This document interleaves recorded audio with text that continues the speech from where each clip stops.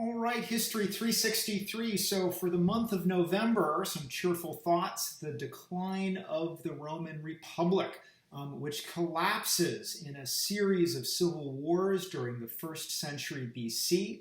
These civil wars produce dynasts and warlords. And the last of these dynasts, Octavian, manages to defeat all of his rivals and establish himself as a monarch, taking the regnal name of Augustus.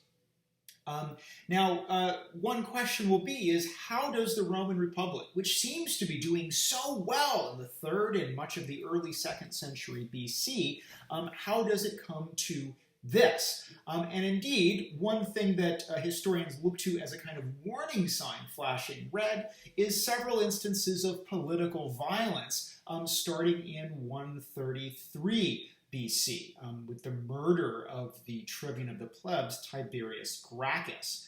And indeed, oftentimes historians have looked for social trends, economic trends in Roman Italy, agrarian unrest, to explain why Tiberius Gracchus, who we'll actually focus on next lecture, why he is willing to stake his political career on a massive program of agrarian redistribution, and why the senatorial elite is willing to act with such violence to stop him.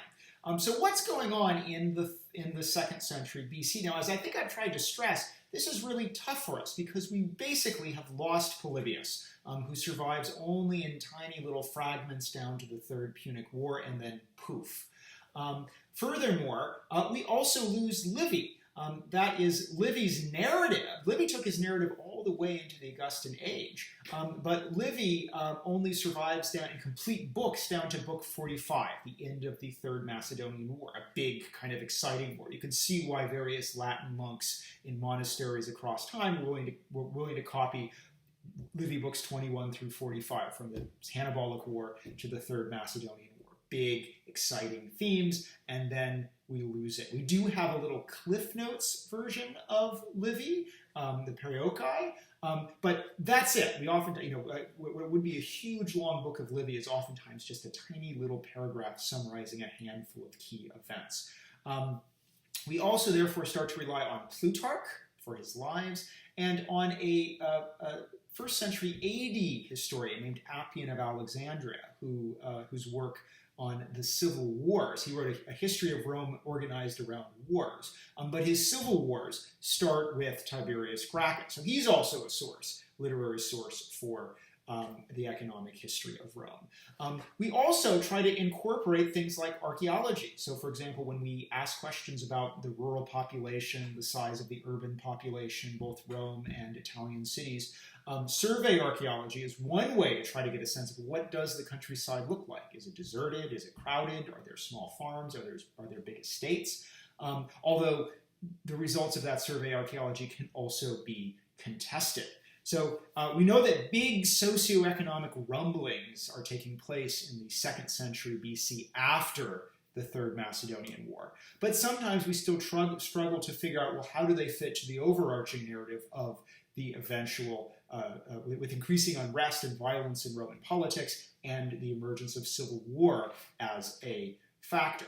So I just want to offer some thoughts on what is happening in Italy in the 2nd century BC after the Battle of Pydna.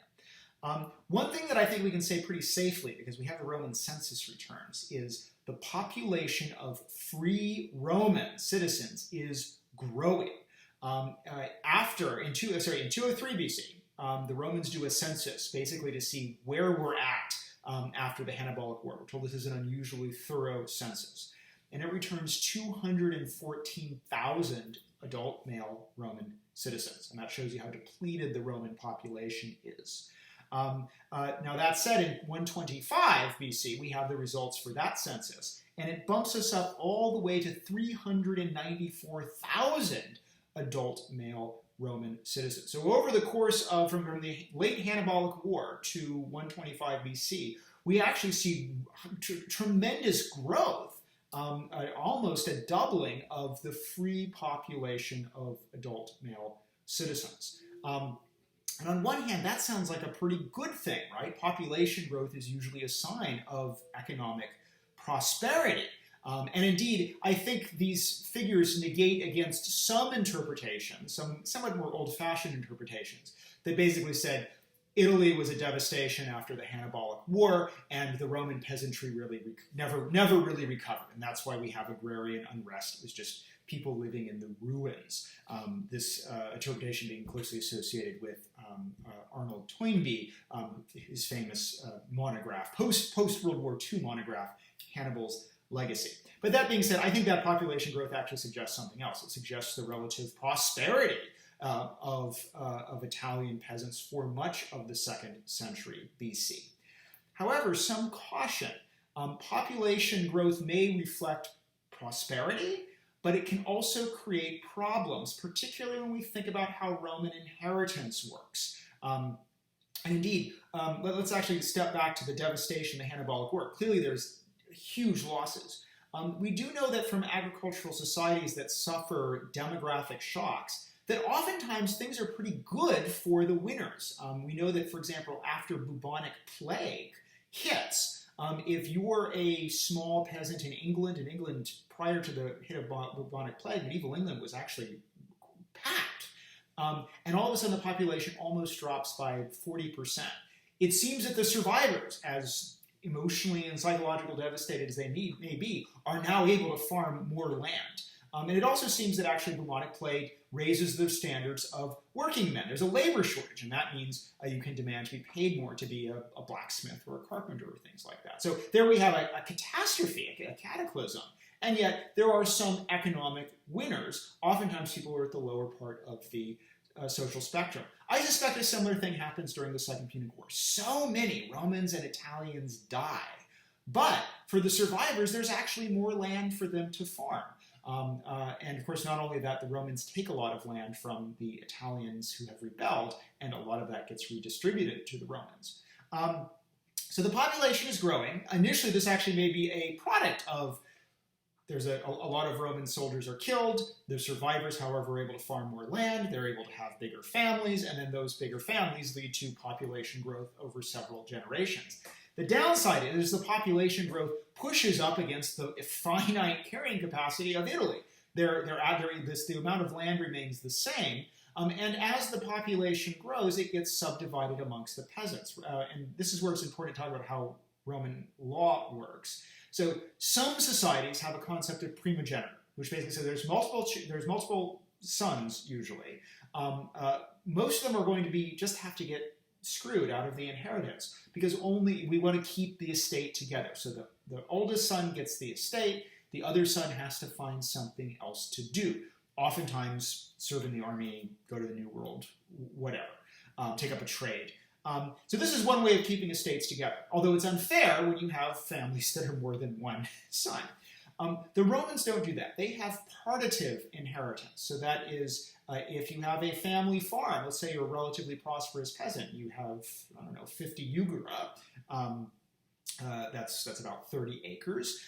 If you have 3 sons, you divide it up amongst all 3 sons. They each get an equal part, unless you've taken extraordinary legal efforts like writing a will that somehow disinherits one. But if you die without a will, it just gets divided up among them. And actually, if you have a daughter, it gets divided up amongst her too. Women are part of the partitive inheritance unless they've been given a dowry when they marry and sent off, and in which case they take that dowry, usually a chunk of land, with them. This means that population growth for peasant families oftentimes means large estates, or prosperous peasant estates, are now getting chopped up into smaller and smaller farms, and those farms are going to be more economically precarious. There's a big difference between, say, having a 30-acre farm where you can grow wheat and grapes and have some olives and have some pasture land where you can pasture sheep, and therefore, again, if the grape crop is bad, well, you can fall back on the wheat. If the wheat crop is bad, well, we'll sell the wool. You can kind of start to have a kind of diversified portfolio if you have a larger farm. If you just have a small farm and you're just doing one thing with it, it's pretty easy for some kind of shock to push you into debt and bankruptcy and losing your farm. So it does seem that population growth may explain some of the evidence we have for agrarian unrest, namely that peasant families have been prosperous over the course of the 2nd century BC, but as the population gets bigger, the farms are getting smaller, and what those farms can provide for their owners is becoming more precarious as a result. Now, another thing that is important to note, after the Battle of Pydna, the impact of military service on the peasant population is going to drop. The Romans have a modest demobilization after the Third Punic War. So before the Third Macedonian War. So before the Third Macedonian War, it is, in most years, there are 8 to 10 legions. I mean, I think the average is around 8.7 from 201 to 168 BC. So that right there is roughly 45,000, over 45,000 Roman citizens who have to be serving in the legions every year. And that takes a lot of peasants off their farms. And here again, there's debate. A traditional story, in fact, one that you can find in Plutarch and Appian, is that the Roman peasants are crushed by military service. That is, rather than keeping their farms up, they are taken away, sent off on foreign adventures. Sometimes they're killed, sometimes they're not. But when they come back, their farms are in ruin, and that leads to the loss of their farm. Now, there's been a major reassessment of this, spearheaded by a historian who was at Ohio State, Nathan Rosenstein. And Rosenstein has argued, well, no, Roman peasants are always expecting a heavy burden of military service, and they organize their life cycles around it. They expect that their young men in their 20s are largely going to be absent. And in many ways, military service is part of the way that peasants diversify their economic portfolio. If you have some 18-year-old kid on your farm and he's eating you out of house and home, he's not listening to what you tell him to do, and you just don't know what to do, sending him off to the army where he gets rations, where he gets paid, maybe he gets some loot, he gets socialization, may be a great thing for a peasant family. And it also, while there's a loss of that male labor, there's enough benefits to sort of offset that loss. And indeed, it does seem that during these peak mobilizations, what's happening is Roman men are going off into the army from, say, 18 to 35, and then at the age of 35, if they've survived all these wars, they come back, go back to the family farm. At this point, they may have inherited it anyway, and then they marry, set up a family, and by then they're no longer largely recruited into Roman armies. So if Roman peasants always sort of are able to plan their life cycle around military service, that would have only gotten easier as we get into the post-Pydna period, because the number of legions the Roman needs on most years is now only to be 4 to 6. Now, there's a few exceptions, say the Third Punic War and some of the later wars in Spain, but for the most part, the number of the military mobilization is much, much lower in the latter half of the 2nd century than in the first half of the 2nd century. And again, that's a double-edged sword. It does mean that you have now more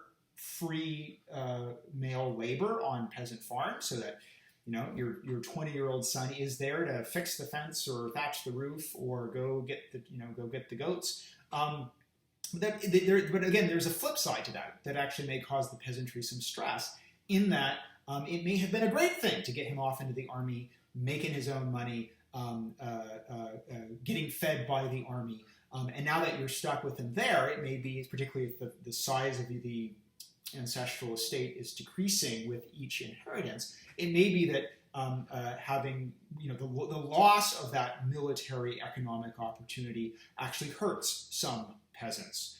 So the need for military service is reduced. One other issue that is, again, deeply contested is the fact that there do seem to be many more slaves. And here's the problem. We don't know how many more, but we think there are many more over the course of the 2nd century BC. Now, again, Rome has always been a slave society. Slaves are everywhere in the 12 Tables. It's clearly, and indeed, Roman slave law doesn't change much from the 12 Tables. In the early years of the Second Punic War, People are told to give up slaves to be conscripted into the Navy as rowers. And not only do members of the first class give up slaves, but people all the way down to the third class give up slaves, which suggests that even middling Roman peasants owned possibly more than one slave. The idea of you giving one up, it may be that you're allowed to keep a couple to run your farm. So slavery seems to have been widespread already in the 3rd century BC. And it seems that many, many Roman families owned slaves, and this also applies to the elite. So, all the way back going to Appius Claudius Caecus, his censorship in 312, we hear of the problem of how to distribute freedmen, liberty, amongst the tribe. It's a big controversy in 312 BC. So there have always been slaves and there have always been freedmen. But it does seem that the conquests, the war captives, the access to Mediterranean-wide horizons for slaves does cause a massive influx of slaves into Italy over the course of the 2nd century BC. And indeed, we see that at the end of the Third Macedonian War, where the Roman Senate orders Aemilius Paulus to go to Epirus and sack it, and supposedly 150,000 people are enslaved in a day and dumped on Italian slave markets. So one question is, well, how does this impact agrarian society? Now, a very traditional narrative already present in Appian and Plutarch is that wealthy Roman landowners are able to buy up huge gangs of slaves and set up huge estates, latifundia, and Roman peasants simply can't compete with these estates and oftentimes actually get kind of pressed out by them. And so this is another source of agrarian unrest, the rise of huge slave-run estates. Now, one problem is our evidence for these latifundia is limited. We do have some evidence for some larger estates, so there is archaeological evidence that at least one exists, and this is Sita Finestre near the Latin colony of Cosa, which does seem to be a very large kind of plantation-style estate. So it is quite likely that there are some Roman aristocrats, big landowners, who are starting to run larger kind of agribusiness plantation-style enterprises. It is possible that slaves were, we do know from Cato the Elder, who writes a De Agricultura, that having a number of slaves as your kind of baseline labor force is standard for even a medium-sized farm. Although notably, Cato the Elder doesn't describe a latifundia or a plantation. He describes a kind of modest farm, and it seems, I think about 500 jugera. And it seems that actually a lot of elites, like Cato, rather than having one huge plantation, that is all of your eggs in one microregion, tended to prefer to buy several modest-sized farms, but kind of scattered all over the place, to diversify their land holding. So if one farm has a bad crop, you may have 2 or 3 or 4 or 10 farms that are doing better. Again, here there's probably a complex interplay between slave labor, who, again, seem to be kind of the baseline. They're the people who keep the farm running on a day-to-day basis. But a lot of Roman landowners may still be using free labor for things like the harvest, because you only need a lot of harvesters for a few weeks out of the year. And so you may actually prefer to just hire wage earners to come in, help with your harvest, and then the slaves just kind of keep the farm running from day to day. So it's unclear the extent of sort of chain gang style slave labor. And also it should be noted that while this is present in, say, the U.S. South, cotton is an unusually good crop for slave labor, because it needs, the way the cotton plant works is it needs constant labor inputs during the entire cotton cycle, from early growth all the way to picking. So therefore, having a large slave labor population kind of makes economic sense. It's notable that the things that Roman landowners are growing commercially, wheat, olive oil, wine, that kind of Mediterranean triad, doesn't necessarily require the same constant labor inputs. So there clearly are a lot of slaves that are being used for agrarian labor. It's, I think, likely that they are competing with free labor. Remember, some things that peasants are doing, if you have a small farm, you're farming your own farm, you're sending your son into the army, but you may be also working as a wage laborer as a way to supplement your income, and that also helps because you may have, farmers oftentimes they plant their crop and they wait. So if you can be doing work, that's good. But the influx of slaves may hurt those free laborers in the sense that, if you are, say, working on the side as a blacksmith and you're hoping that you can shoe the horses of the local equestrian who lives up the way, and then he says, never mind, I bought a slave blacksmith on the cheap from Epirus, that's going to impact your sort of free peasant blacksmith. So there clearly are more slaves. That probably does put some pressure on free labor. It's still debated exactly what pressure. And that's why I want to emphasize that there's so much that historians still argue about what's going on in Italy in the 2nd century BC. It's a complex picture, and I don't think we should accept a simplified picture to begin with.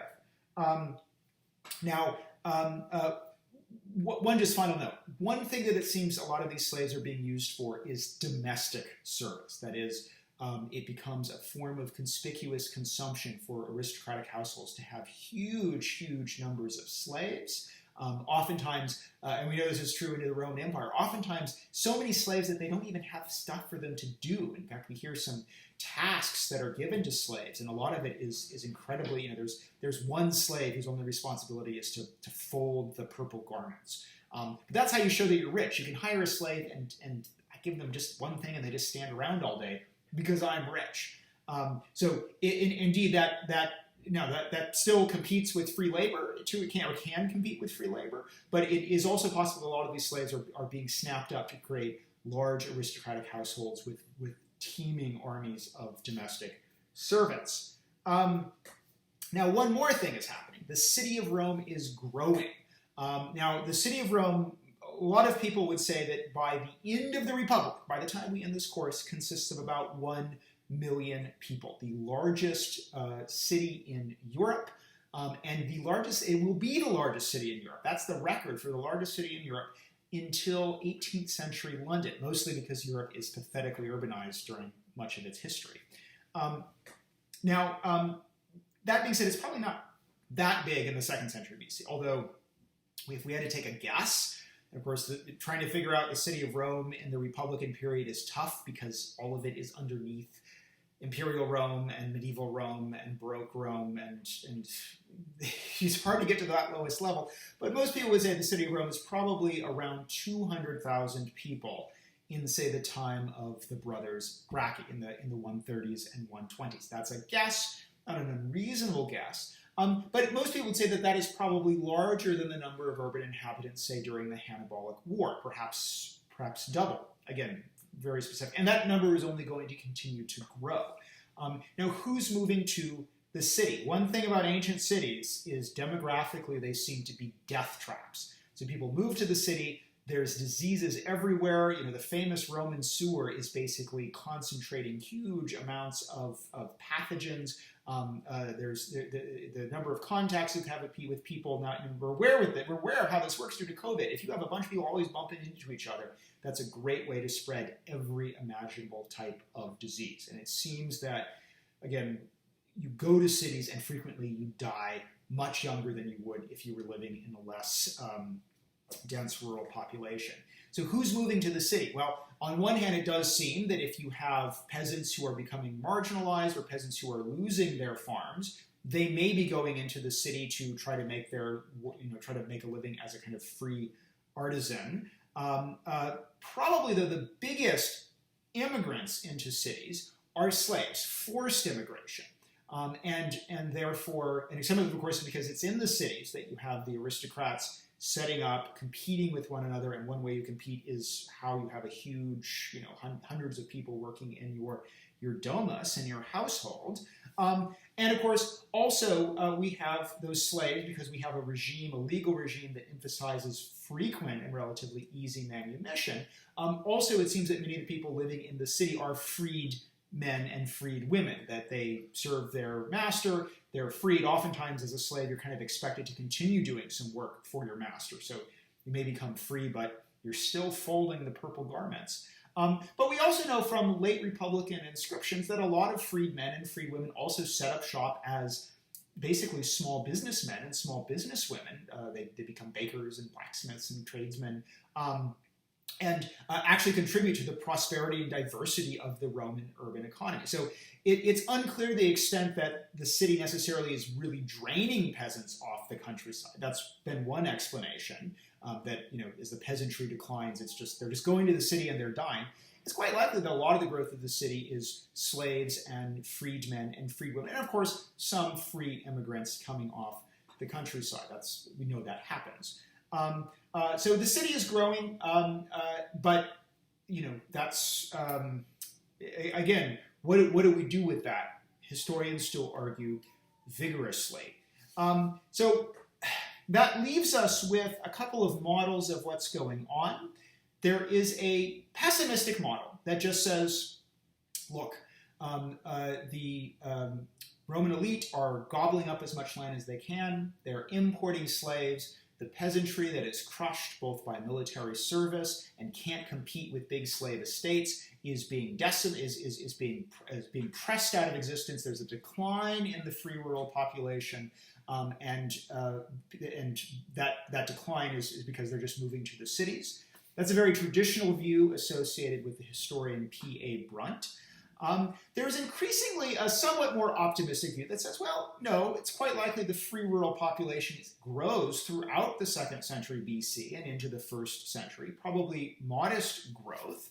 But that growth still creates pressures because it still leads to the subdivision of land.